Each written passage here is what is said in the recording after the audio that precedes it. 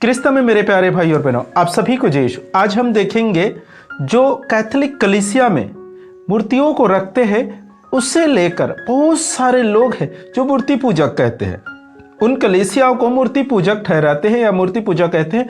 इसके विषय में हम परमेश्वर के वचन से थोड़ा देर मनन चिंतन करेंगे। तो मेरे साथ सबसे पहले निकालिए निर्गमन ग्रंथ अध्याय 20 पद संख्या 1 से यहाँ पर पढ़ेंगे। ईश्वर ने मूसा से यह सब कहा, मैं प्रभु तुम्हारा ईश्वर हूँ। मैं तुमको मिस्र देश से गुलामी के घर से निकाल लाया। मेरे सिवाय तुम्हारा कोई ईश्वर नहीं होगा। अपने लिए कोई देव मूर्ति मत बनाओ, ऊपर आकाश में या नीचे पृथ्वी तल पर या पृथ्वी के नीचे के जल में रहने वाले किसी भी प्राणी अथवा वस्तु का चित्र मत बनाओ। मेरे प्यारे भाई और बहनों, परमेश्वर यहाँ पर मूसा से कहता है और मूसा ने समस्त इस्राएलियों को ये वचन सुनाए। परमेश्वर की वाणी को घोषणा किए कि परमेश्वर ने इस प्रकार से मुझसे कहा और मैं आप लोगों तक पहुंचाता हूं। तो यहाँ पर क्या कहा है? ईश्वर ने मूसा से कहा कि मैं प्रभु तुम्हारा ईश्वर हूं, तुमको मिस्र देश से गुलामी के घर से निकाल लाया हूं। मेरे सिवाय तुम्हारा कोई ईश्वर नहीं होगा। और नीचे कहता है, अपने लिए कोई देव मूर्ति मत बनाओ। इस शब्द को लेकर बहुत सारे लोग हैं जो कैथोलिक कलीसिया पे इल्जाम लगाते हैं। देखिए वो लोग माँ मरियम की मूर्ति रखते हैं, देखिए वो लोग संतों की मूर्ति रखते हैं, देखिए वो लोग और बहुत सारे लोगों की मूर्ति रखते हैं। इस प्रकार से प्रभु यीशु मसीह की मूर्ति है, चित्र है, ऐसे लेकर बहुत सारे बातों को लेकर कैथोलिक कलीसिया पे इल्जाम लगाते हैं, उन्हें मूर्ति पूजक ठहरा देते हैं। क्योंकि परमेश्वर ने यहाँ पर कहा है, मेरे सिवाय तुम्हारा कोई ईश्वर नहीं होगा, अपने लिए कोई देव मूर्ति मत बनाओ। ये शब्द को गहराई से नहीं पढ़ते, वो लोग गहराई से नहीं समझते, इसलिए भ्रम में पड़ जाते हैं।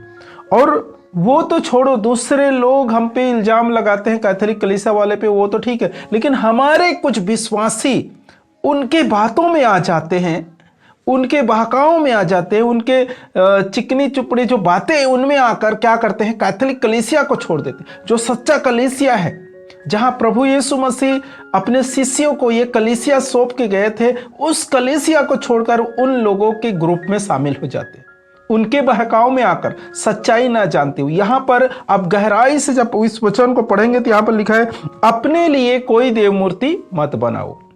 क्या पवित्र मरियम की मूर्ति हमारे चर्च में है, वो उसे हम लोग अपने लिए क्या ईश्वर की मूर्ति बनाए? क्या ईश्वर की मूर्ति समझ के स्थापित किए? नहीं मेरे प्रियो, उसे हम इस प्रकार से समझकर कभी उसके नजदीक नहीं जाते या उसे हम चर्च में रखते हैं। कभी ये नहीं समझते कि वो ईश्वर की मूर्ति है या ईश्वर है, ऐसा नहीं। यहां पर परमेश्वर ने क्या कहा, अपने लिए कोई देव मूर्ति मत बनाओ। इस वचन को मैं बार बार बोलूंगा ताकि आपको समझ में आए कि मूर्तियों में फर्क क्या है। हम उन मूर्तियों को रखते हैं, माँ मरियम की मूर्ति है, जोसेफ की मूर्ति है, और संत जो संत के नाम पर हमारे चर्च स्थापित है, उस संत की मूर्ति रखते हैं। क्यों रखते हैं? हम सबों के मध्यस्थ या प्रार्थना करने के लिए। हमारे कैथोलिक कलीसिया में इस प्रकार से विश्वास है कि जब हम संतों के साथ बैठकर मिलकर प्रार्थना करते हैं तो हमारी प्रार्थना जल्दी सुनाई होती है। अब बाकी लोग ये कहेंगे कि मरे हुए लोग कैसे प्रार्थना करेंगे, ये दूसरा विषय है, दूसरे वीडियो में इसके बारे में चर्चा करेंगे, ठीक है। तो मूर्तियों को रखने से मूर्ति पूजा नहीं होता। यदि आप उसे ईश्वर समझ के मूर्ति को रख रहे तो मूर्ति पूजा होगा, क्योंकि परमेश्वर के वचन में यही लिखा है, अपने लिए कोई देव मूर्ति मत बनाओ। समझ रहे बातों को? अपने लिए देव मूर्ति नहीं बनाना है। हम बहुत सारी मूर्तियों को रख सकते हैं, लेकिन उसे ईश्वर समझकर अगर कोई भी व्यक्ति स्तुति, आराधना, महिमा कर रहे तो वो मूर्ति पूजा है। मैं इस पर सहमत हूं कि वो मूर्ति पूजा है, और मैं भी कहता हूं इस प्रकार से किसी भी मूर्ति का ईश्वर समझ की स्तुति आराधना नहीं करना। अगर हम संत है बोल कर दंडवत करते हैं, जय यीशु भी बोलते हैं कभी कभी मूर्तियों के सामने जाकर, तो ये मूर्ति पूजा नहीं होता, क्योंकि हमारे मन और हृदय ये गवाही नहीं देता कि वो ईश्वर है, वो संत है, प्रभु यीशु मसीह का एक आग्रह दूत है जो हमारे तक सुसमाचार को पहुंचाए। ये हम विश्वास करते हैं। आइए हम एक वचन को और पढ़ेंगे। गणना ग्रंथ अध्याय 21 पद संख्या 8 को मैं आप लोगों के लिए पढ़ता हूं। और प्रभु ने मूसा से कहा, कांसे का सांप बनाओ और उसे डंडे पर लगाओ। जो सांप द्वारा काटा गया वह उसकी ओर दृष्टि डाले और वह अच्छा हो जाएगा। यहां पर घटना क्या हुआ है मेरे प्रियो कि मूसा के विरोध और परमेश्वर के विरोध इस्राएली लोग भुनभुनाने लगे। हमें क्या यहाँ मारने के लिए लाए, क्या यहाँ अच्छे खाना नहीं है, पानी नहीं, इस प्रकार से भुनभुनाने लगे। तो परमेश्वर ने उनके बीच जहरीले सांप भेज दिए, उनके बीच जहरीले सांप भेजे और बहुत सारे इस्राएली उस सांप के काटने से मर गए। तब कुछ लोगों ने मूसा के पास आए और कबूल किए कि हमने आपके विरोध और परमेश्वर के विरोध भुनभुनाए, कुछ गलत अब सब कहा, इसलिए परमेश्वर ने इस सांप को हमारे बीच में भेजा है। आप प्रार्थना कीजिए परमेश्वर से कि इस सांप को हटा ले। और मूसा ने जब प्रार्थना की तो मूसा को परमेश्वर कहता है कि कांसे का सांप बनाओ और उसे डंडे पर लगाओ। कांसे का सांप का एक प्रतिमा बनाओ और उसे डंडे पर लगाकर उसे क्या कहता है, खड़े कर दो, ऐसे डंडे पे लगाकर खड़े करो। और जो सांप के द्वारा काटे हुए व्यक्ति है वो क्या है, उसकी ओर दृष्टि लगाने से, उसकी ओर देखेंगे तो वो बच जाएगा। अब सोचो, स्वयं परमेश्वर तुम्हें जब मूर्ति बनाने के लिए मना किया है तो परमेश्वर फिर यहां पर मूर्ति बनाने के लिए क्यों लगाया? मूर्ति बनाने के लिए जब परमेश्वर ने मना किया तुम्हें तो फिर मूसा को फिर से मूर्ति बनाने के लिए क्यों लगाया? वो भी जिस सांप को शैतान के प्रतिमा बोलते हैं, शैतान के रूप बताते हैं, उस शैतान जो अर्थात सांप का प्रतिमा बनाने के लिए क्यों लगाया? और इस्राएलियों को, जो सांप के द्वारा काटे हुए इस्राएली को यह आदेश दिया कि अगर उसकी ओर दृष्टि डाले तो बच जाएगा। इसका अर्थ क्या है? क्या परमेश्वर ने मूसा और पूरे समस्त इस्राएलियों को मूर्ति पूजा करने के लिए लगाया? नहीं मेरे प्रियो, आपको समझना है। यही तो बातें हैं जो बहुत सारे लोग समझ नहीं पाते, सिर्फ मूर्ति देखकर कहते हैं ये मूर्ति पूजक है। कभी कभी किसी को काला धागा बांधते देखते कह देते हैं मूर्ति पूजक है। अरे वो ईश्वर समझ के जब तुम उस कार्य को करोगे तो मूर्ति पूजा होगा। वहां पर मूसा और समस्त इस्राएली ने उस सांप के प्रतिमा को ईश्वर समझ के दंडवत नहीं किए। ईश्वर हमारा अलग है, लेकिन ईश्वर ने आदेश दिया कि इस सांप के प्रतिमा बनाओ और जो लोग सांप से काटे हुए व्यक्ति उसकी ओर दृष्टि डालेगा वो बच जाएगा।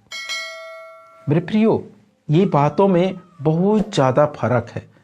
ईश्वर की प्रतिमा समझ के स्थापित करना और साधारण, हम बहुत सारे मूर्ति है जो स्थापित करते हैं हमारे गांव, हमारे चौक, हमारे शहरों में, जिस गाड़ी में सफर करेंगे, जहां भी जाएंगे वहां मूर्ति हमें देखने के लिए मिलते हैं। लेकिन उनके सभी मूर्तियों का उद्देश्य अलग है, अलग अलग मतलब के लिए उसे रखा जाते हैं। ऐसा नहीं है कि सभी मूर्तियों को परमेश्वर समझ के उसको स्थापित किए। किसान जो है वो एक शर्ट पैंट पुराने वाले ले जाते हैं, सफेद व्हाइट वाला, और एक पुतला बनाते हैं और खेतों में पुतला तैयार कर देते हैं। इंसान के एक पुतला बनाकर वहां पर रख देते हैं अपनी फसल के पास, ताकि कोई भी जंगली जानवर आए तो उसे देखकर डर कर भाग जाए। इसका अर्थ ये नहीं है कि वहां पर पुतला लगाया है, मूर्ति बना दिया है तो वो मूर्ति पूजा हो गया है, वो लोग मूर्ति पूजा के, ऐसा नहीं है। ये सब मूर्तियों का अलग अलग मतलब है मेरे प्रियो। जैसे कैथोलिक कलीसिया में जब मूर्ति स्थापित करते हैं तो वो ईश्वर समझ के स्थापित नहीं करते, वो संत के नाम पर, जो भी संत है उसके मूर्तियों को रखते हैं, इसलिए कि हम उनसे मध्यस्थता मांगते हैं, उनके साथ बैठकर प्रार्थना करते हैं, या जो भी चर्च जिस संत के नाम पर है उस संत की मूर्तियों को रखते हैं। इसका अर्थ ये नहीं कि वो ईश्वर है बोलकर, नहीं, हमारा ईश्वर तो एक ही है, प्रभु यीशु मसीह। लेकिन हम उसके आदर सम्मान, आने वाले पीढ़ियों को जानकारी देने के लिए, उनके साथ बैठकर प्रार्थना करने के लिए, ये सब के लिए हम उस संतों का मूर्ति का स्थापना करते हैं। इसका अर्थ ये नहीं कि वो मूर्ति पूजा है। मेरे प्रियो, ये अनजाने में, ना जानते हुए भी बहुत सारे लोग इल्जाम लगाते हैं और कुछ विश्वासी उनके भड़काव में आकर कैथोलिक कलीसिया को छोड़ देते हैं। ये बिल्कुल गलत है मेरे प्रियो। सच्चा कलीसिया ही कैथोलिक कलीसिया है, इसके छोड़ और कोई सच्चा कलीसिया नहीं है। पूरे अधिकार जो मिला है वो कैथोलिक कलीसिया को है, इन लोगों को नहीं है। आप कहीं पर भी किसी से भी जानकारी ले सकते हैं। परमेश्वर पिता आप सबों को भरपूर मात्रा में आशीष दे। आप सभी को जय यीशु।